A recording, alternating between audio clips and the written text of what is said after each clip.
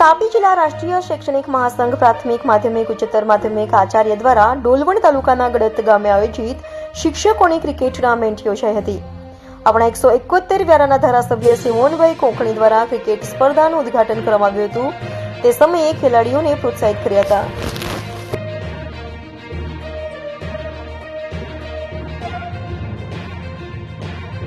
ઉચ્છલ તાલુકાની માધ્યમિક ઉચ્ચતર માધ્યમિકની ટીમ વિજેતા થતા જિલ્લા પંચાયતના શિક્ષણ સમિતિના ચેરમેન ઋષિભાઈ ગામિત દ્વારા ખેલાડીઓને ટ્રોફી આપવામાં આવી હતી। તે સાથે સન્માનિત કર્યા હતા। આ પ્રસંગે કેતનભાઈ શાહ, રૂવિશભાઈ ગામિત અને અર્જુનભાઈ ગામિત દ્વારા વિજેતા ટીમના ખેલાડીઓને ખૂબ ખૂબ અભિનંદન પાઠવવામાં આવ્યા હતા।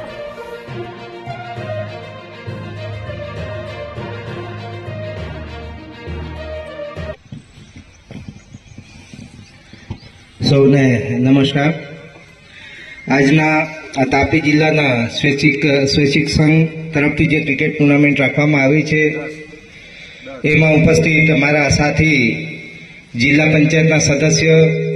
અને તાપી જિલ્લાના શિક્ષણના ચેરમેન ભાઈ શ્રી ઋષિભાઈ ગામિત, સુમુલના ડિરેક્ટર શૈલેષભાઈ ગામિત, એપીએમસીના ડિરેક્ટર મનોજભાઈ પટેલ અને ભારતીય જનતા પાર્ટીના ડોલવણના પ્રમુખ નીરવભાઈ, તાલુકા પંચાયતના સદસ્ય શ્રીમતી સુનીતાબેન,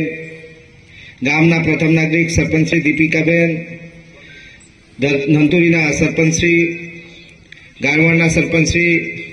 ઉમરકચ્છના સરપંચશ્રી અને ખાસ કરીને આચાર્ય સંઘના પ્રમુખ ભાઈ શ્રી કેતનભાઈ, તાપી જિલ્લાના સ્વૈચ્છિક સંઘના પ્રમુખ અર્જુનભાઈ ગામિત, મહામંત્રી અશોકભાઈ અને તમામ સન્માનીય મંચ અને ખાસ કરીને જેમણે આ ટુર્નામેન્ટને પ્રોજેક્ટ કરવા માટે જે જવાબદારી લીધી છે એવા સ્પોન્સર પંચાલભાઈ, કેતનભાઈ અને તમામ ખેલાડી મિત્રો। એટલા માટે કે ભલે શિક્ષકો હોય પણ તો છતાં આજે ગ્રાઉન્ડમાં આવ્યા છે અને ખેલાડી તરીકે પોતે ઉભરીને આવે એના માટે આપ સૌ આવ્યા છો ત્યારે ફરી આપ સૌનો દિલપૂર્વક આભાર માનું છું। મિત્રો, આમાં આખું વર્ષ કદાચ બાળકો સાથે બાળકોને ભણાવતા અમુક જે બાળકો કદાચ કોલેજવાળા હોય તો બિલકુલ એને તકલીફ નહીં પડે, પણ પ્રાથમિક અને માધ્યમિક આ જે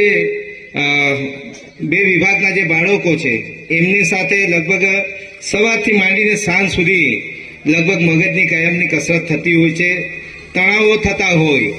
કારણ કે તમારે જે તંતુઓ ખેંચાય, ફરી સંકોચાય, ખેંચાય અને કદાચ જે સ્કૂલની વાત છે ઘરે આવીને કદાચ કાઢી નાખો, પરંતુ વર્ષમાં નહીં પરંતુ હું તો પાંચ છ માસની અંદર એકાદ આ ટાઈપની ટુર્નામેન્ટ હોય અને તમામ શિક્ષક મિત્રો આ રીતે તમે ગ્રાઉન્ડ પર આવી અને થોડા ફ્રેશ પણ થાઓ અને એ પ્રમાણે, કારણ કે આજે તમારા વગર જે તમે બાળકોનું ઘડતર કરી રહ્યા છો, આજે તમારું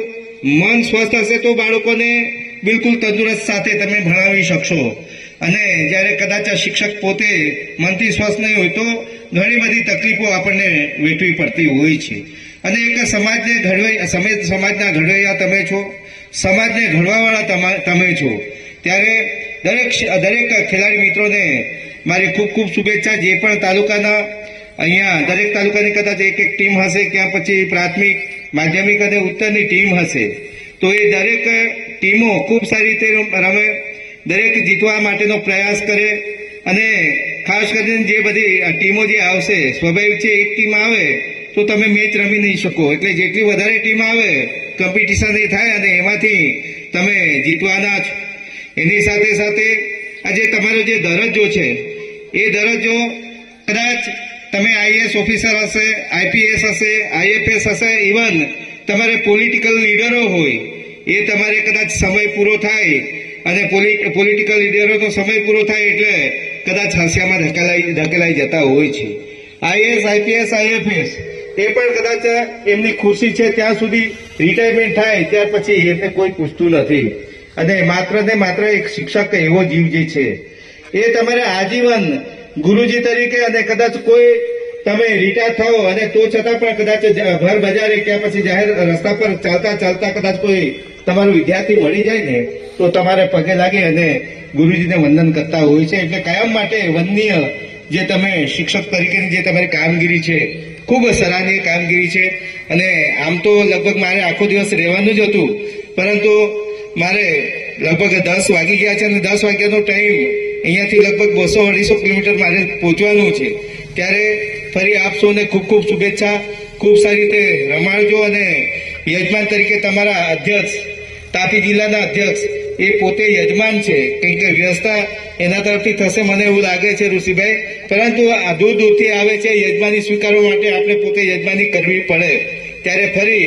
આપ સૌનો દિલપૂર્વક આભાર માનું છું. અને જિલ્લા પંચાયતના સદસ્ય તરીકે, ધારાસભ્ય તરીકે હું અહીંયા સીમિત છું વ્યારા અને ડોલમાં, પરંતુ જિલ્લા પંચાયતના સદસ્ય તરીકે હું આખા તાપી જિલ્લા અમે બંને તાપી જિલ્લાના સદસ્યો છીએ. ત્યારે દરેક તાલુકો જીતે